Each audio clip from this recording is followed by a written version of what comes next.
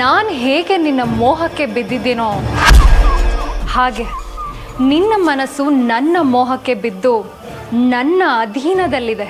ಇದನ್ನು ಮೀರಿ ಹೋಗೋದಕ್ಕೆ ಯಾವತ್ತೂ ಆಗೋದಿಲ್ಲ.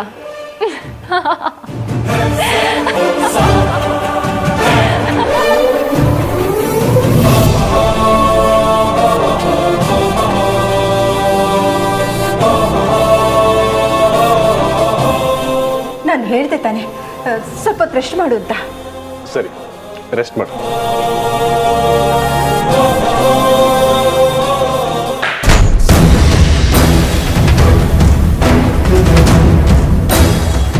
ಏನ ಶಬ್ದ? ಏನಿಲ್ವಲ್ಲ, ನೀನು ಹೋಗಿ ಸ್ವಲ್ಪ ರೆಸ್ಟ್ ಮಾಡು. ಆಮೇಲೆ ಬೇಕಾದ್ರೆ ಎಲ್ಲರೂ ಒಟ್ಟಿಗೆ ಹೋಗಿ ಅಮೃತನ ಹುಡ್ಕೋಣ. ಹೋಗು.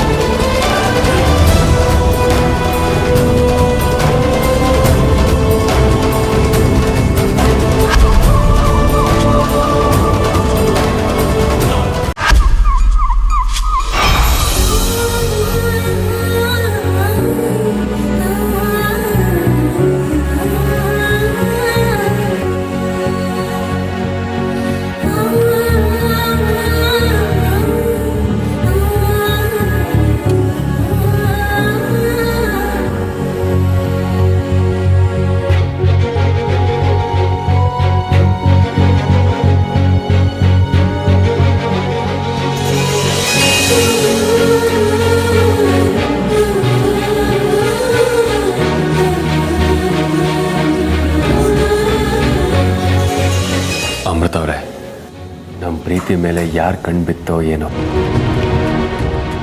ಈ ರೀತಿ ದೂರ ದೂರ ಆಗಿದ್ದೀವಿ.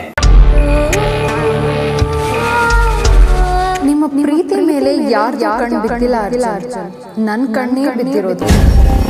ನಿನಗೋಸ್ಕರ ಹಂಬಲಿಸ್ತಾ ಚಡಪಡಿಸ್ತಾ ಹಗಲು ರಾತ್ರಿ ಕ್ಷಣಗಳಲ್ಲ, ದಿನಗಳು ಅಲ್ಲ, ವರ್ಷಗಳು ಅಲ್ಲ, ಶತಮಾನಗಳನ್ನ ನಿನ್ನ ಹೆಸರಲ್ಲಿ ದೂಡಿ ಶಿಲಾಬಾಲಿಕೆಯಾಗಿದ್ದವಳು ಜೀವಂತ ಕನ್ನಿಕೆಯಾಗಿ ಬಂದಿದ್ದೀನಿ.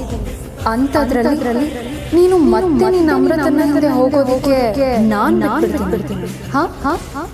ಸಾಧ್ಯನೇ ಇಲ್ಲ. ಇಲ್ಲ ಅಮೃತ ಅವರೇ, ಎಷ್ಟೇ ಕಷ್ಟ ಆದರೂ ನಾನು ನಿಮ್ಮನ್ನು ಹುಡುಕ್ತೀನಿ. ನೀವು ಮತ್ತೆ ನನಗೆ ಸಿಗ್ತೀರಾ. ಇನ್ನು ಅಮೃತ ನಿನ್ನ ಪಾಲಿಗೆ ಆಕಾಶ ದೀಪ, ಕಣ್ಣಿಗೂ ಕಾಣೋದಿಲ್ಲ, ಕೈಗೂ ಸಿಗೋದಿಲ್ಲ. ನಿನ್ನಲ್ಲಿ, ನಿನ್ನ ಪ್ರೀತಿಲಿ, ಹಾಗೆ ನಿನ್ನ ಬಾಹು ಬಂಧನದಲ್ಲಿ ಕರ್ಗೋದಕ್ಕೆ, ಮುಳುಗೋದಕ್ಕೆ ನಾನು. ನೀನು ನನ್ನ ಅಮೃತ ಅಂತ ಅಲ್ಲ, ಊರ್ಮಿಳಾ ಅಂತಾನೇ ಪ್ರೀತಿಸ್ಬೇಕು. ಹಾಗೆ ಮಾಡ್ತೀನಿ.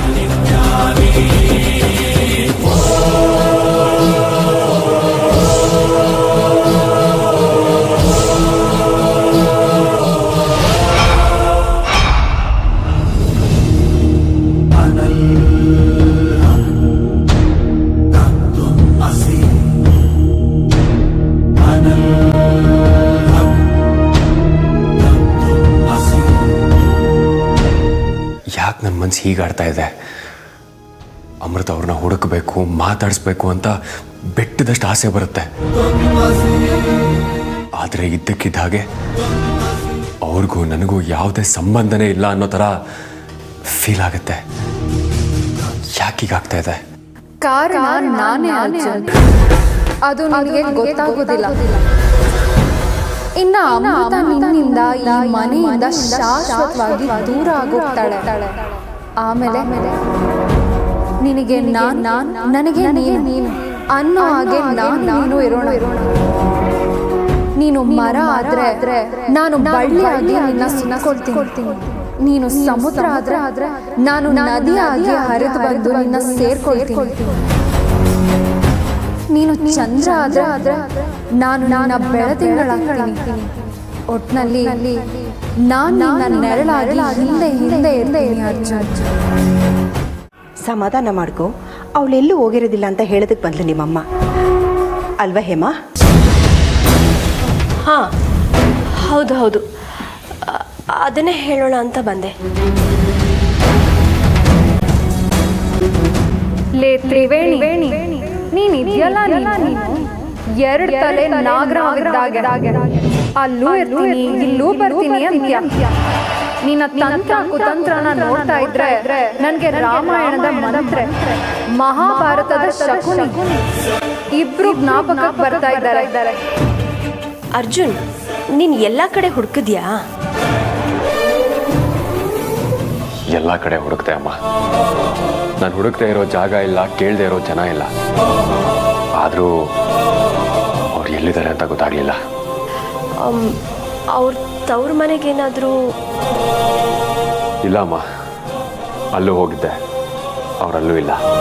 ಮನೆ ಬಿಟ್ಟು ಹೋಗಿರೋದ್ನ ಹೇಳಿದ್ರೆ ಕೊಲ್ತೀನಿ ಅಂತ ನಿಂತಿದ್ರು ನೀನ್ ಲೆಕ್ಕಿಸ್ದೆ ಅಮೃತ ವಿಷಯನ ಅರ್ಜುನ್ ಹತ್ರ ಹೇಳೋದಕ್ಕೆ ಬಂದಿದ್ಯಲ್ಲ. ನಿನ್ನ ಪ್ರೀತಿನ ಕುರುಡು ಪ್ರೀತಿ ಅನ್ಬೇಕು ಅಥವಾ ಅಮರ ಪ್ರೀತಿ ಅನ್ಬೇಕು ನನಗ್ ಗೊತ್ತಾಗ್ತಾ ಇಲ್ಲ. ಅಲ್ಲ, ಅವಳು ಅಲ್ಲೂ ಹೋಗಿಲ್ಲ ಅಂದರೆ ಇನ್ನೆಲ್ಲಿಗೆ ಹೋಗೋದಕ್ಕೆ ಸಾಧ್ಯ ಅರ್ಜುನ್? ಅದೇ ನನಗೂ ಅರ್ಥ ಆಗ್ತಾ ಇಲ್ಲ. ಇದನ್ನೇ ಅರ್ಜುನ್ ವಿಪರ್ಯಾಸ ಅನ್ನೋದು. ಅಮೃತ ನಿನ್ನೆ ಎಲ್ಲ ನಿನ್ನ ಕಣ್ಮುಂದೆನೇ ಇದ್ರು ಸಹ ನಿನ್ ಕಣ್ಣಿಗೆ ಕಾಣದೇ ಇರೋ ತರ ನಾನ್ ಮಾಡ್ದೆ. ನಿನ್ನೆ ಮಾತ್ರ ಅಲ್ಲ, ಇನ್ನು ಯಾವತ್ತೂ ಆ ನಾಗಿನಿ ನಿನ್ ಕಣ್ಣಿಗೆ ಬೀಳ್ದೆ ಇರೋ ತರ ಮಾಡಿ ನನ್ನ ಸೌಂದರ್ಯದ ಸಂಕೋಲೆಗೆ ಸೋತು ಶರಣಾಗಬೇಕು. ಹಾಗ್ ಮಾಡ್ಲಿಲ್ಲ ಅಂದ್ರೆ ನನ್ನ ಹೆಸರು ಊರ್ಮಿಳಾನೇ ಅಲ್ಲ. ಮನೆಯಲ್ಲಿ ನಾನು ಯಾವ ವಿಷಯನೂ ಮಾತಾಡೋಕ್ಕಾಗೋದಿಲ್ಲ. ಈ ವಿಷಯ ಹೇಳೋದಕ್ಕೆ ಸೂಕ್ತವಾದ ಜಾಗ ಅಂದರೆ ಮನೆಯಿಂದ ಹೊರಗೆ ಮಾತ್ರ. ಏಮ್ಮ, ಏನು ಯೋಚನೆ ಮಾಡ್ತಿದ್ಯಾ? ಏನಿಲ್ಲ ಅತ್ತೆಮ್ಮ. ಅರ್ಜುನ್, ನೀನು ಸ್ವಲ್ಪ ರೆಸ್ಟ್ ಮಾಡು, ನಾನು ಆಮೇಲೆ ಮಾತಾಡ್ತೀನಿ.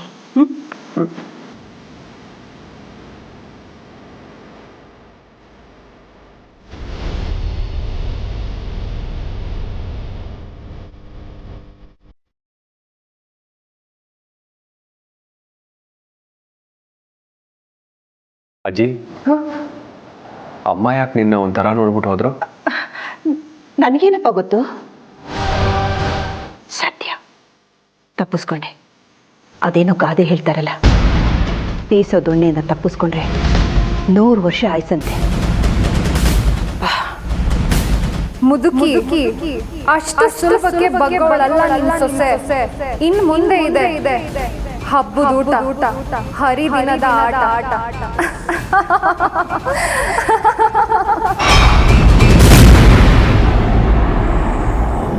ಇಲ್ಲ, ನಾನು ಎಷ್ಟೇ ಪ್ರಯತ್ನ ಪಟ್ಟರೂ ಸಹ ಅರ್ಜುನ್ಗೆ ಅಮೃತನ ಈ ಮನೆಯಿಂದ ಹೊರಗೆ ಹಾಕಿರೋ ವಿಷಯನ ಮನೇಲಂತೂ ಹೇಳೋಕ್ಕೆ ಸಾಧ್ಯನೇ ಇಲ್ಲ. ಯಾಕೆಂದರೆ ಅರ್ಜುನ್ಗೆ ನಾನು ಈ ವಿಷಯನ ಹೇಳ್ತೀನಿ ಅಂತ ಅತ್ತೆಮ್ಮಗೆ ಗೊತ್ತಾಗಿ ಹೋಗಿದೆ. ಅದಕ್ಕೆ ನನ್ನ ಮೇಲೆ ಕಣ್ಣಿಟ್ಟು ಅರ್ಜುನ್ ಮತ್ತು ನನ್ನ ಹಿಂದೆನೇ ಬರ್ತಾ ಇದ್ದಾರೆ. ಇದನ್ನು ಅರ್ಜುನ್ಗೆ ಹೇಳದೇ ಇರೋಣ ಅಂದರೆ ಅದಕ್ಕೆ ನನ್ನ ಮನಸ್ಸಾಕ್ಷಿನೂ ಒಪ್ತಾ ಇಲ್ಲ. ಹೇಳದೆ ಹೋದರೆ ಅರ್ಜುನ್ ಮತ್ತು ಅಮೃತಾಗೆ ಅನ್ಯಾಯ ಮಾಡ್ದಾಗತ್ತೆ. ಏನು ಮಾಡೋದು? ಹಾಂ, ಇದೊಂದೇ ಇರೋದು ಸರಿಯಾಗಿರೋ ದಾರಿ.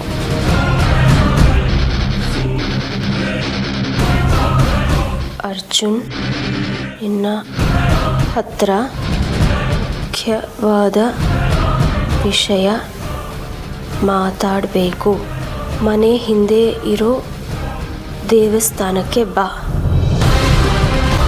ಯಾವುದೇ ಕಾರಣಕ್ಕೂ ಈ ವಿಷಯ ನಿಮ್ಮ ಅಜ್ಜಿಗೆ ಗೊತ್ತಾಗಬಾರದು. ಅರ್ಜುನ್, ಅಮೃತ ಕಾಣಿಸ್ದೇ ಇರೋದು ನಿಂಗೆ ಎಷ್ಟು ನೋವು ದುಃಖ ಆಗಿದೆಯೋ ಅದೆರಡಷ್ಟು ನಮಗೂ ಆಗಿದೆ ಕೊಡೋ. ಏನು ಮಾಡೋದು? ಹೌದು ಕಂದ, ಎಲ್ಲ ಕಡೆ ಸರಿಯಾಗಿ ಹುಡುಕ್ತೀಯಾ?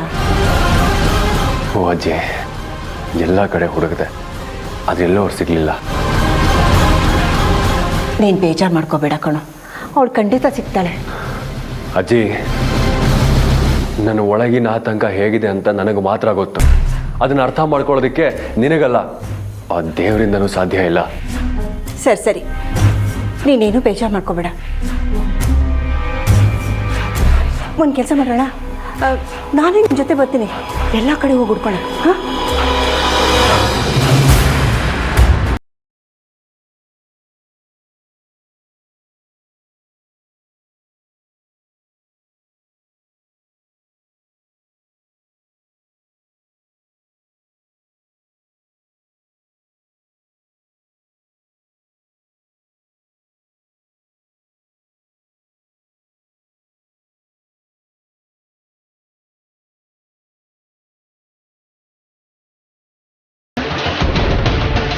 ಕಂದ, ಏನಾಯ್ತು? ಯಾಕೆ ಇಷ್ಟು ಕೋಪದಲ್ಲಿದ್ಯಾ? ಅರ್ಜುನ್ ಕಂದ, ಏನಾಯ್ತು? ಪಾಪಿಗಳು ಪುಣ್ಯವಂತರ ಥರ ಮಾತಾಡಿದ್ರೆ ಮಾಡಿರೋ ಪಾಪ ಬತ್ ಹೋಗುತ್ತಾ? ಪಾಪಿಗಳ? ಏನ್ ಪಾಪ? ಅಪ್ಪ, ಅಮಾಯಕಂತರ ಮಾತಾಡೋದಕ್ಕೆ ಹೋಗಬೇಡಿ. ನೀವ್ ಏನೇ ಬಣ್ಣವಿಲ್ಲದ ನಾಟಕ ಆಡಿದ್ರು ಇವತ್ತು ನಿಮ್ಮನ್ನ ನಿಮ್ಮಮ್ಮನ ನನ್ನಿಂದ ಬದುಕುಳಿಸ್ಕೊಳ್ಳೋದಕ್ಕೆ ಸಾಧ್ಯ ಇಲ್ಲ. ಅಯ್ಯೋ, ಅಂತ ತಪ್ಪು ನಾವೇನ್ ಮಾಡಿದ್ದೀವಿ? ನೀವು ಮಾಡಿರೋ ಘನಂದಾರಿ ಕೆಲಸನ ನನ್ನ ಬಾಯಿಂದನೇ ಕೇಳಬೇಕು ಅನ್ನೋ ಹಠಾನ ನನ್ನ ಅಮೃತ ಅವ್ರು ಎಲ್ಲಿ? ಅವ್ರ ಮನೆ ಬಿಟ್ಟು ಹೋಗೋದಕ್ಕೆ ಯಾರ್ಯಾರ ಕಾರಣ? ಮನೆಯಿಂದ ಅವ್ರನ್ನ ಹೊರಗೆ ಹಾಕಬೇಕಾದ್ರೆ ಅವ್ರಿಗೆ ಏನೇನು ಹಿಂಸೆ ಕೊಟ್ರಿ? ಮಾತಾಡಿ. ನಾನು ಮನೆಯಲ್ಲಿ ಇಲ್ದೇ ಇರೋ ಸಮಯ ನೋಡಿ ಅಮೃತ ಅವ್ರಿಗೆ ಹಿಂಸೆ ಕೊಟ್ಟು ಮನೆಯಿಂದ ಹೊರಗೆ ಹಾಕೋದಕ್ಕೆ ನಿಮಗೆಲ್ಲ ಎಷ್ಟು ಧೈರ್ಯ? ಅಯ್ಯಯ್ಯೋ, ಇದರಲ್ಲಿ ನಮ್ಮ ತಪ್ಪೇನಿಲ್ಲಪ್ಪ. ನಾನು ಇವರಿಬ್ಬರಿಗೆ ಗಿಳಿಗಿಡ್ದಂಗೆ ಹೇಳಿದೆ, ಬೇಡ್ಕೊಂಡೆ. ಆದರೆ ಇವರಿಬ್ರು ನನ್ನ ಮಾತೇ ಕೇಳಲಿಲ್ಲ ಕಣೋ. ಏಯ್, ನೀನು ಎಂಥ ನಾಟಕಗಾರ್ತಿ ಅಂತ ನನಗೆ ಚೆನ್ನಾಗಿ ಗೊತ್ತು. ನಿನ್ನ ನಾಟಕಗಳಿಂದ ಇವತ್ತು ನನ್ನ ಮನಸ್ಸು ಕರಗೋದಿಲ್ಲ. ನಿನ್ನ ಮಗನ ಸಾವು ಇವತ್ತು ನನ್ನ ಕೈಯಿಂದಾನೆ. ಅದನ್ನ ವಿಧಾತ ಬಂದರೂ ತಡೆಯೋದಕ್ಕಾಗೋದಿಲ್ಲ.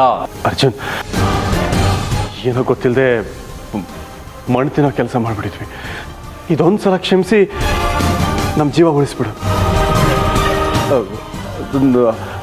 ಅಮೃತ ಎಲ್ಲೇ ಹೋಗಿದ್ರು ನಾವೇ ಹುಡುಕಿ ಮನೆಗೆ ವಾಪಸ್. ನಿಮ್ಮಪ್ಪ ಹೇಳ್ದಾಗೆ ಮಾಡ್ತೀವಿ ಕಣೋ. ಈ ಭೂಮಿ ಮೇಲೆ ಬದುಕೋ ಹಕ್ಕು ಅಧಿಕಾರ ಇನ್ನು ನಿಮಗಿಲ್ಲ. ಮಣ್ಣಿನ ಋಣ, ಅನ್ನದ ಋಣ ಈ ಕ್ಷಣಕ್ಕೆ ಮುಗಿದು ಹೋಯ್ತು.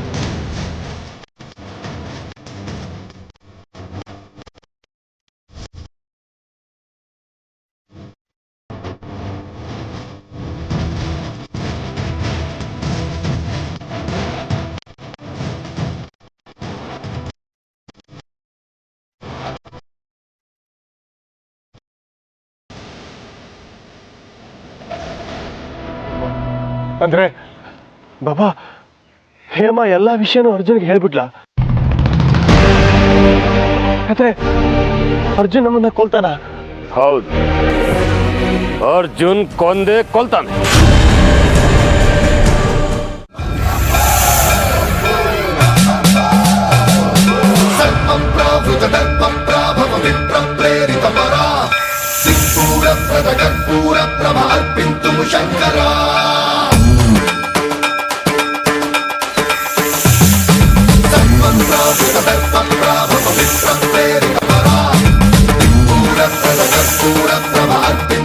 ಈಗ ನಿಮಗ್ ಸಮಾಧಾನ ಆಯ್ತಾ?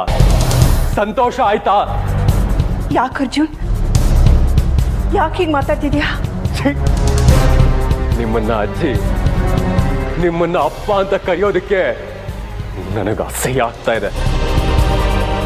ನೀವೆಲ್ಲ ಮನುಷ್ಯ, ನಿಮಗೆ ಮನುಷ್ಯತ್ವ, ಮಾನವೀಯತೆ ಇದೆಯಾ?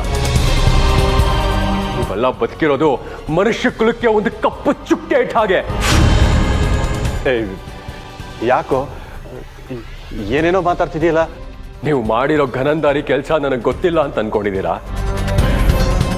ನಮ್ರತ ಅವ್ರ ಮೇಲೆ ನಾಗಿಣಿ ಅಂತ ಅನುಮಾನ ಪಟ್ಟು ನಾನು ಮನೇಲಿ ಇಲ್ದಿರೋ ಸಮಯ ನೋಡಿ ಅವರನ್ನು ಹೊರಗಾಕಿದ್ದೀರಲ್ಲ. ಅಯ್ಯಯ್ಯೋ, ಇಲ್ಲ, ನಿನ್ಗೆ ಯಾರೋ ಸುಳ್ಳು ಹೇಳಿದ್ದಾರೆ. ನಾವು ಮನೆಯಿಂದ ಹೊರಗಡೆ ಹಾಕಿಲ್ಲ. ಅವಳೆ ಯಾರಿಗೂ ಹೇಳ್ದೆ ಕೇಳ್ದೆ ಮನೆಯಿಂದ ಹೊರಗಡೆ ಹೋಗಿರೋದು. ಸದ್ದು, ಇನ್ನು ಒಂದೇ ಒಂದು ಮಾತಾಡಿದ್ರು ನಿಮ್ಮ ಇಬ್ಬರ ಸಮಾಧಿನ ಇಲ್ಲೇ ಕಟ್ಬಿಡ್ತೀನಿ.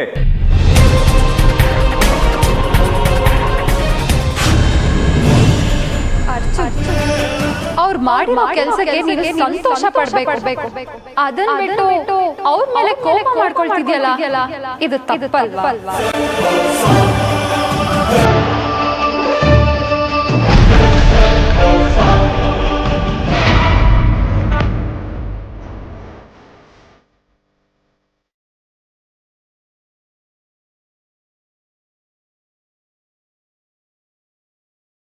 ಆ ನಾಗಿಣಿನ ಮನೆಯಿಂದ ಹೊರಗಡೆ ಹಾಕಿದ್ದು ತಾನೆ ನಾನು ಇಲ್ಲಿಗೆ ಬರೋದಕ್ಕಾಗಿದ್ದು.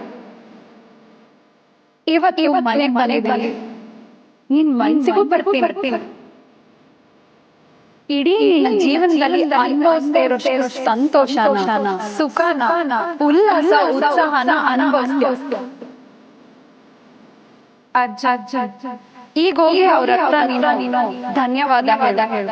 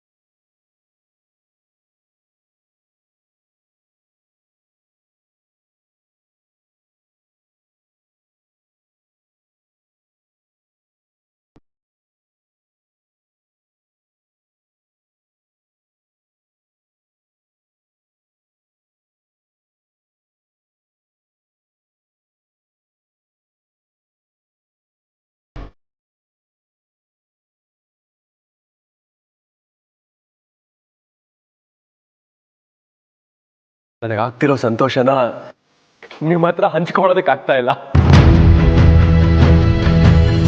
ಏನು ನಂದ, ಇವ್ನು ಹೀಗೆ ಹೇಳ್ತಾ ಇದ್ದಾನೆ? ನನಗೂ ಅದೇ ಅರ್ಥ ಆಗ್ತಿಲ್ಲ. ಅಮೃತ ಅವ್ರನ್ನ ನಾಗಿಣಿ ಅಂತ ಅನುಮಾನ ಪಟ್ಟು ಮನೆಯಿಂದ ಹೊರಗಾಕಿ ನೀವೆಲ್ಲ ತುಂಬಾ ತುಂಬಾ ಒಳ್ಳೆ ಕೆಲಸ ಮಾಡಿದ್ದೀರಾ.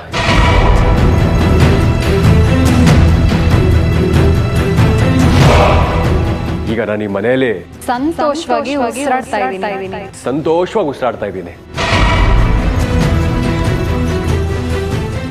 ನೆಮ್ಮದಿಯಾಗಿ ಇದ್ದೀನಿ. ನೀವ್ ಹೀಗೆ ಮಾಡ್ಬೋದು ಅಂತ ನಿರೀಕ್ಷಣೆ ಇರಲಿಲ್ಲ. ನಿಮಗೆ ನನಗೆ ಎಷ್ಟು ಕೃತಜ್ಞತೆ ಹೇಳಿದ್ರು ಕಡಿಮೆ. ಹಾ, ಅಂತೂ ಇಂತೂ ಆ ಅಮೃತದಿಂದ ನನಗೆ ಬಿಡುಗಡೆ ಸಿಗ್ತಲ್ಲ, ತುಂಬಾ ಖುಷಿಯಾಗಿದ್ದೀನಿ. ಅರ್ಜುನ್ ನರರಾಗ್ಲಿ, ಸುರರಾಗ್ಲಿ, ಕಿನ್ನರ ಪುರುಷರಾಗ್ಲಿ ನನ್ನ ಮನಸ್ಸನ್ನ ಗೆಲ್ಲೋದಕ್ಕೆ ಸಾಧ್ಯನೇ ಇಲ್ಲ ಅನ್ನೋದಕ್ಕೆ ನೀನೇ ಉದಾಹರಣೆ. ನನ್ನ ಮಾಯೆ ಅನ್ನೋ ಮಡುವಿನಲ್ಲಿ ಸಿಕ್ಕಿ ವಿಲ ಅಂತ ಒದ್ದಾಡ್ತಾ ಇರೋ ನೀನು ಅರ್ಜುನ್. ನನ್ನ ನನ್ನ ಮೋಹದ ಬೆಂಕಿ ಮುಂದೆ ಬೆಣ್ಣೆ ತರ ಕರಗೋಗ್ತೀಯ. ನನ್ನ ಬಂಧನದಿಂದ ನಿನಗೆ ಮುಕ್ತಿನೇ ಇಲ್ಲ.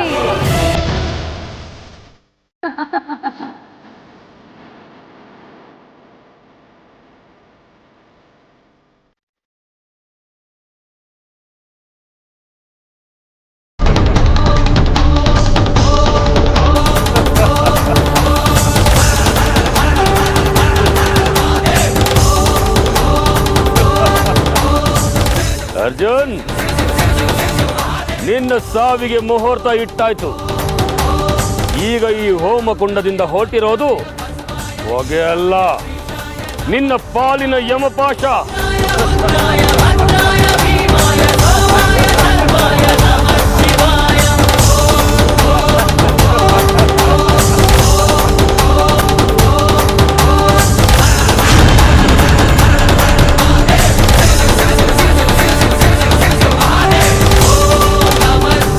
ಇವ್ರನ್ನೆಲ್ಲಾದ್ರೂ ನೋಡಿದ್ದೀರಾ?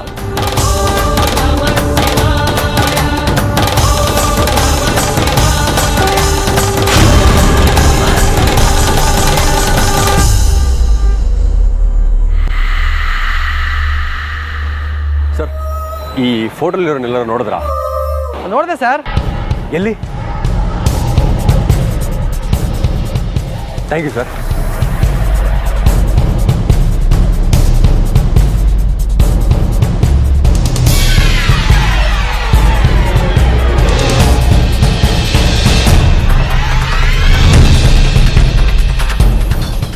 ನಂದ,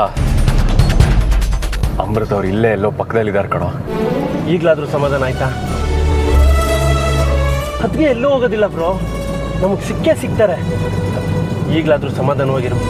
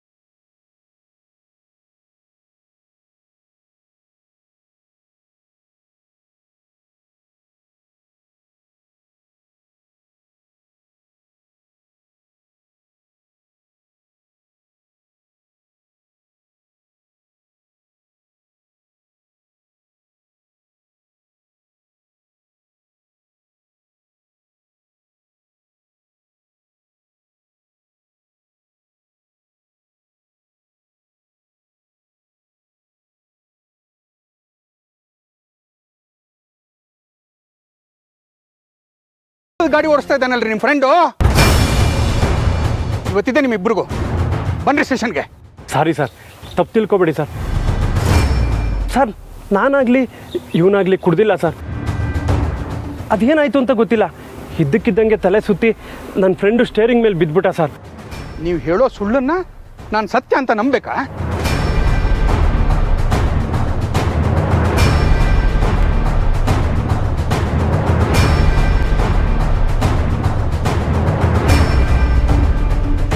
ಸಾರಿ, ನಾನೇ ತಪ್ಪು ತಿಳ್ಕೊಂಡಿದ್ದೆ. ಏನಾಯಿತು? ಏನಾಯಿತು ಅಂತ ಗೊತ್ತಾಗಲಿಲ್ಲ ಸರ್. ಇದ್ದಕ್ಕಿದ್ದಂಗೆ ಪ್ರಜ್ಞೆ ತಪ್ಪು ಬಿದ್ದುಬಿಟ್ಟ ಸರ್. ಇಲ್ಲೆಲ್ಲಾದರೂ ಕ್ಲಿನಿಕ್ ಇದೆಯಾ? ನೋಡಿ, ಇಲ್ಲಿ ಅಕ್ಕಪಕ್ಕದಲ್ಲಿ ಯಾವುದೂ ಕ್ಲಿನಿಕ್ ಇಲ್ಲ. ಇಲ್ಲೇ ಪಕ್ಕದಲ್ಲಿ ನಮ್ಮ ಮನೆ ಇದೆ. ಸ್ವಲ್ಪ ಹೊತ್ತು ಅಲ್ಲಿಗೆ ಬಂದು ರೆಸ್ಟ್ ತೊಗೊಳ್ಳಿ. ಡಾಕ್ಟ್ರನ್ನ ನಮ್ಮ ಮನೆಗೆ ಕರೆಸ್ತೀನಿ, ಬನ್ನಿ. ಥ್ಯಾಂಕ್ ಯು ಸರ್, ನಿಮ್ಮಿಂದ ತುಂಬ ಉಪಕಾರ ಆಯಿತು.